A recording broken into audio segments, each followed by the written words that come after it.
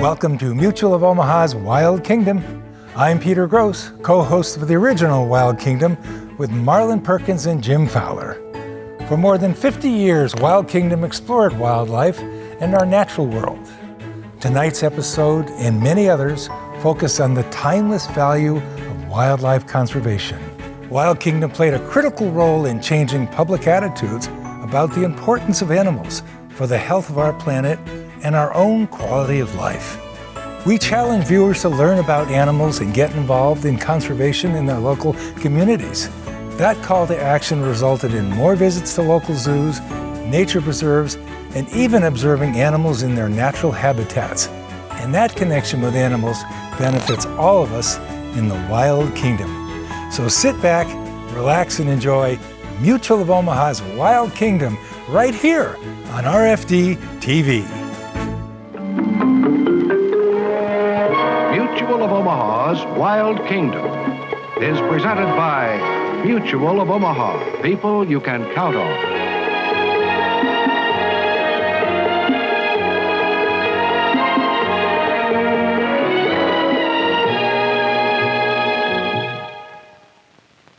Welcome to Mutual of Omaha's Wild Kingdom.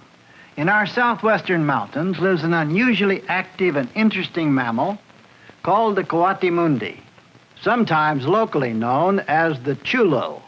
The coati is closely related to the raccoon and exhibits the same innate curiosity, and so it encounters many other animals which share its habitat. This is especially true in the dry season, when animals tend to congregate wherever there is water. One of these is the red-tailed hawk, which when hunting will sometimes fly to the base of the mountains, then over the desert beyond. In that adjacent desert lives one of the rarest mammals in America, the kit fox, immediately recognizable because of its huge ears. This tiny desert fox is well adapted to life in such harsh terrain. Our story today begins near a small lake located here on a high peak some 50 miles southwest of Tucson, Arizona. It's dry country, yet abundant with wildlife, and we call it the land of the coati.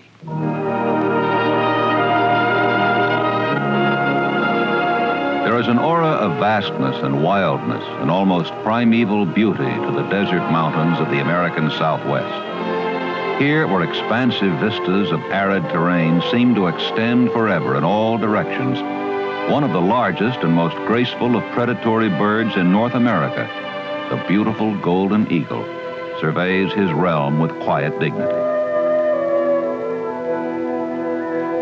His keen eye, which misses little, detects the distant movement of a coatimundi near her rocky den, starting her casual wanderings of this day. She is part of a scattered troop of coatis which occupies this mountaintop. Before long, the eagle detects another movement, a second coati, beginning its day's rovings a little distance from the first. A third coati, lower on the plateau, has already decided there's no immediate threat from the eagle. Yet another one of the troop has often found insects to eat on this dead branch, but not this morning. As soon as he's able to satisfy the itch near the tip of his tail, he'll begin to look more seriously for a meal. The eagle doesn't come here so much to hunt as he does to quench his thirst from the only available source of water hereabouts during the dry season.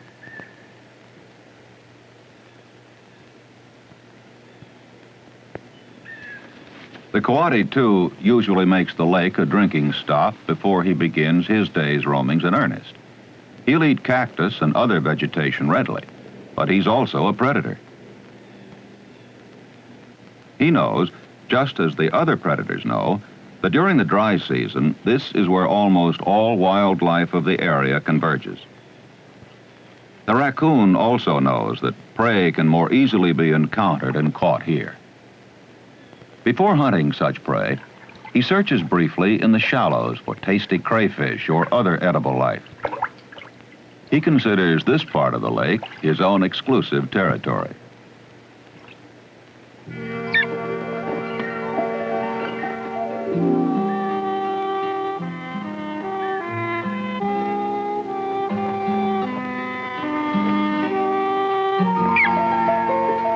The isolated little lakes in these arid mountains of the Southwest are of tremendous importance to all wildlife.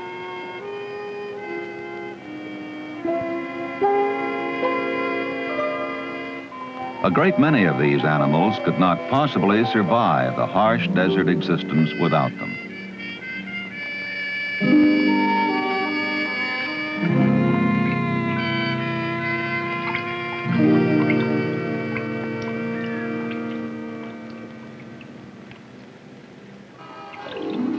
The proprietary sense of the raccoon leaves little room for patience with what he considers to be intruders.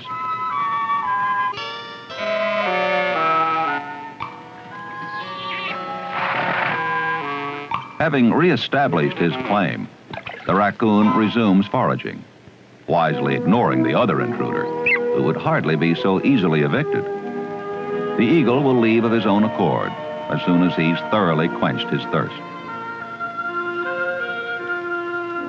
He'll spend his day soaring far above the desert peaks with majestic ease. And when he leaves, a smaller bird of prey, a red-tailed hawk nesting nearby, will dominate the skies in this lake area.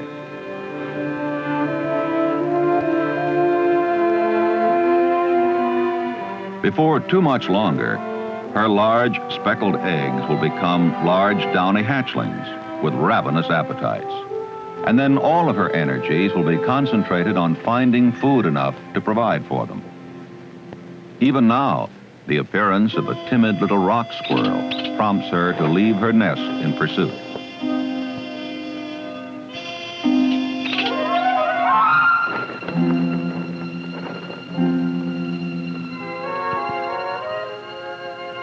The little rock cavity in which the squirrel took refuge is shallow and a precarious haven at best.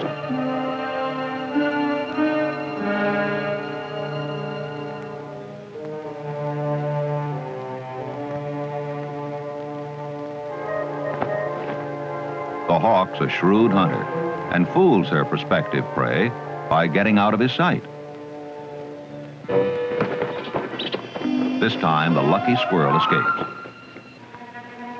Taking sly advantage of the hawk's preoccupation, the coati is heading directly for the nest tree, and he's certainly capable of stealing some eggs if the hawk remains away from her nest too long.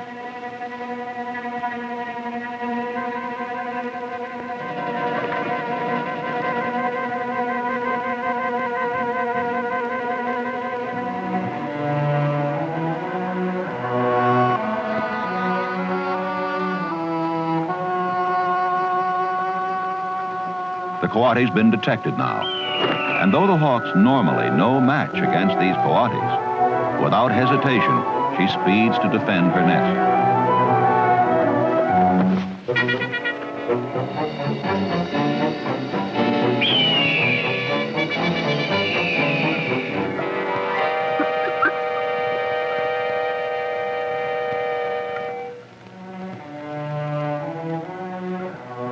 Prudence overpowers hunger on the coati's part. The reward is certainly not worth the risk of an attack by the bird. For the coati, there are less hazardous ways to get a meal. In the cool of the morning, the coatis usually search for food near the ridge of the mountain, while the red-tailed hawk many times hunted over the desert below. Up on the sloping rocks, a large female coati is looking for a meal and determined not to miss any opportunity which presents itself.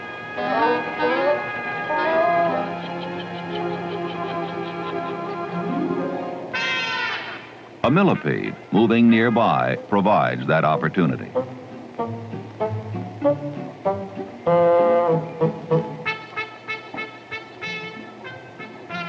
Oddly, the coati rolls the millipede under her forepaws against the rock with the same action she uses for removing the spines from cactus she plans to eat.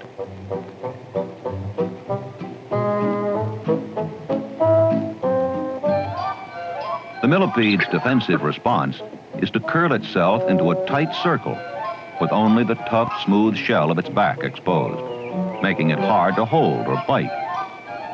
For a short while it works, but the defense is not good enough.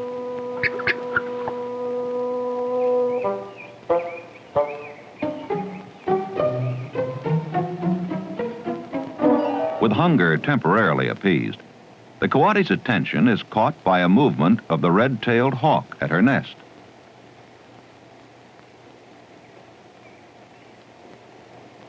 She's watching with growing agitation the intrusion in her nesting territory of an immature male hawk of her own species, and she means to drive him off.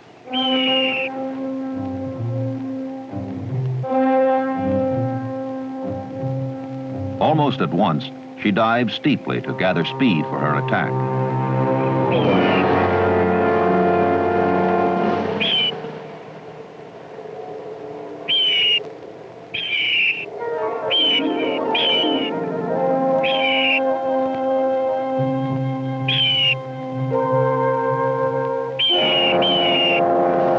It's a short fight, and the female red-tailed hawk is now content that the intruder will not trouble her again. With everything satisfactory at the nest, she now begins a flight which she frequently makes when she is hunting in earnest. Leaving behind her own nesting territory and the coatis who make their home there, the red-tail slips neatly toward the base of the mountains, arrowing skillfully through stark canyons of stone. In mere minutes, she's over the great desert and already selecting a lofty saguaro cactus as a perch from which to watch for prey. Soon she's eyeing a reasonable possibility. Not the adult kit fox, who's small but too big for her, but rather the tiny cub being temporarily left to its own devices. The hawk wouldn't try to kill the mother fox, who barely tops 3 pounds. The tiny cub, however, weighs less than a pound and is pretty much defenseless at this age.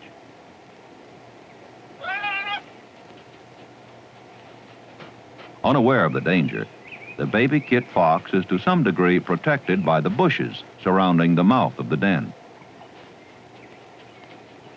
Also, the little mother fox, nervous about her cub, could easily kill a careless red-tail with one well-directed bite. At the moment, though, the fox is intent on finding her own prey. The horned lizard is something she's not tried before, and seems to be an easy meal to catch.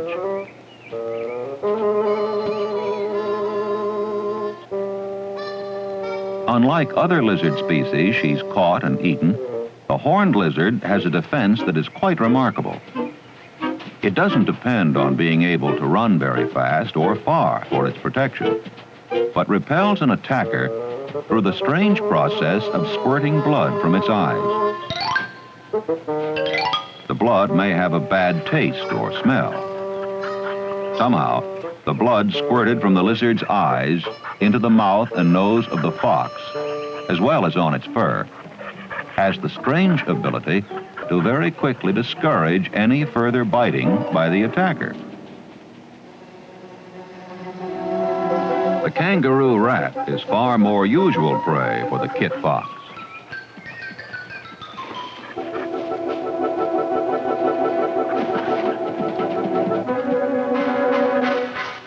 The little rodent was very lucky this time.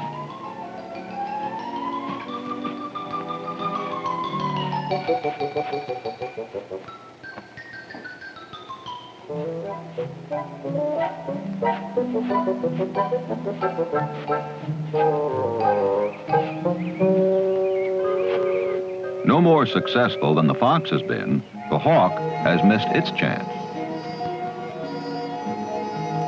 Had the tiny cubs strayed out from under the protective bushes instead of playfully digging at the mouth of the den, death from sharp talons may have been the result.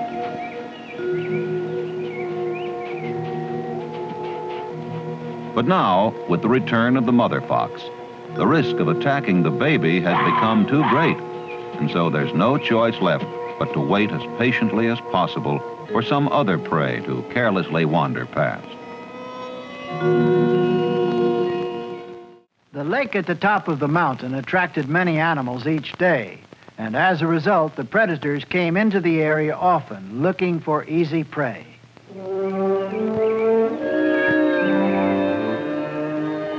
A fine male coati of the troop becomes curious about the big red-tailed hawk, who has now returned from the desert to her nest. Having caught and eaten a snake and found her eggs still quite safe where they belong, she's suddenly concentrating on what may become a threat, a large desert bobcat.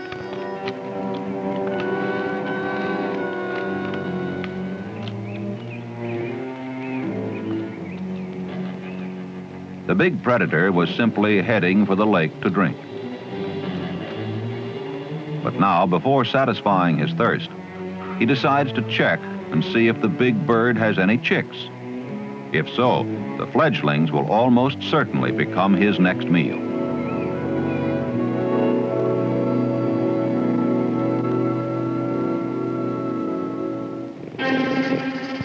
The bobcat is more than a match for the angered hawk, but she stays put, hoping to discourage the cat's approach.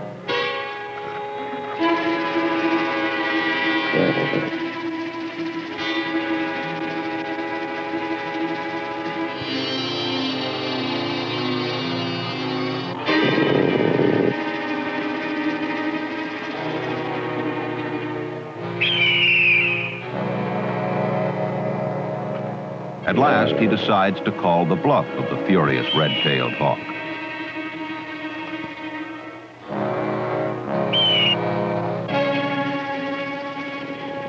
He wins, but loses too, for his keen nose tells him there are no baby birds here.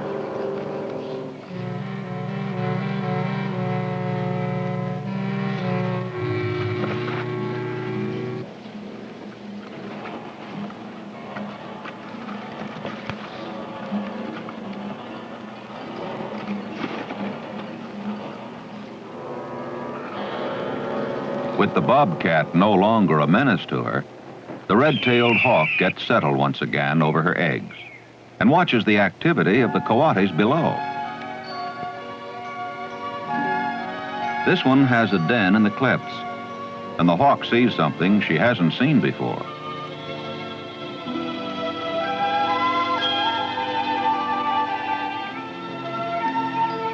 The mother coati's babies, born a few weeks ago, have ventured outside for the first time. They're eager to play with it.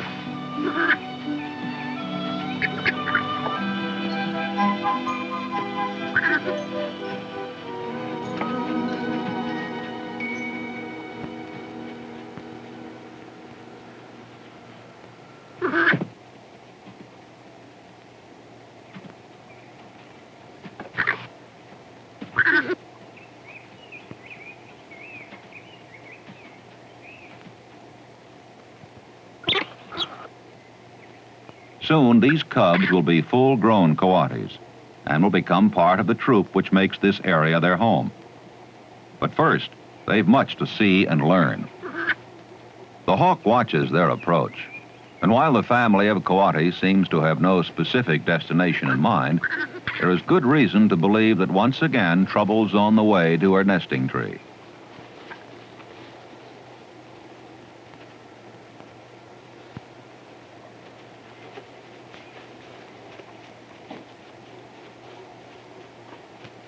She begins getting irked, but unnecessarily this time. The coati cubs are daring, but unskilled. The more unstable the branches become, the more frightened they get, and the louder grow their cries.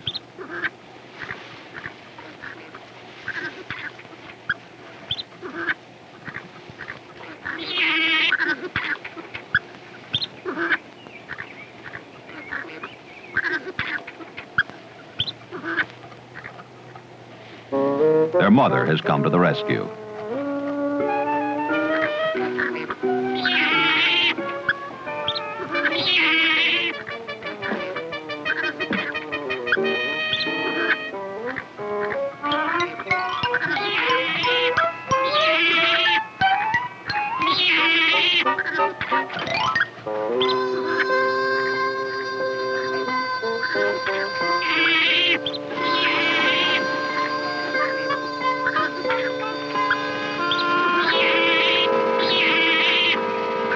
The drop isn't really so bad at that. And the first little cub seems none the worse for his ordeal. Above them, the second cub's more panicky than ever at being left alone in so precarious a position. And the mother coati wastes no time returning to the limb to help.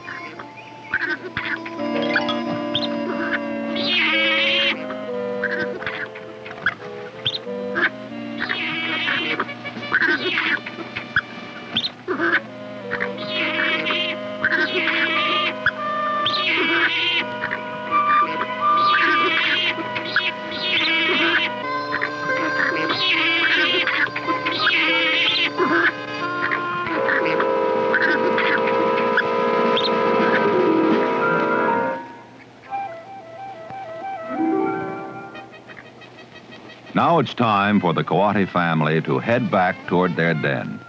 The youngsters still excited over the day's brief outing.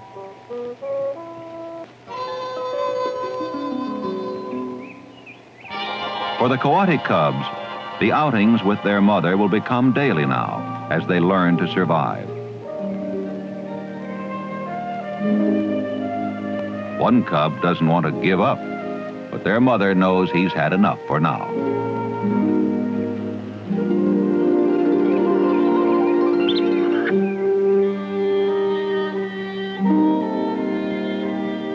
The runaway is a very tired little cub, and after a good meal of warm milk, he'll curl up comfortably beside his mother and sleep through the heat of the day. The time of such hot, dry days is ending with the coming of the rainy season. Soon the gathering clouds will be releasing their life-giving rains here, over the land of the Coati. It's only too easy at first glimpse of the southwestern mountains and deserts to consider such areas lifeless. Such is not the case. The most inhospitable-looking terrain usually provides habitat for a wide variety of animals as long as water, the most important ingredient for life, is available. In order to maintain the balance of nature here, we must preserve and protect not only these animals, but equally the habitat upon which they depend. Without adequate water, there can be no doubt that certain of these animals will almost surely become extinct. Man's responsibility lies in preventing the limited water sources of our Southwest from disappearing. And in that way, the animals living there and their habitat will always remain a part of the wild kingdom. Mutual of Omaha, people you can count on, has presented Mutual of Omaha's Wild Kingdom.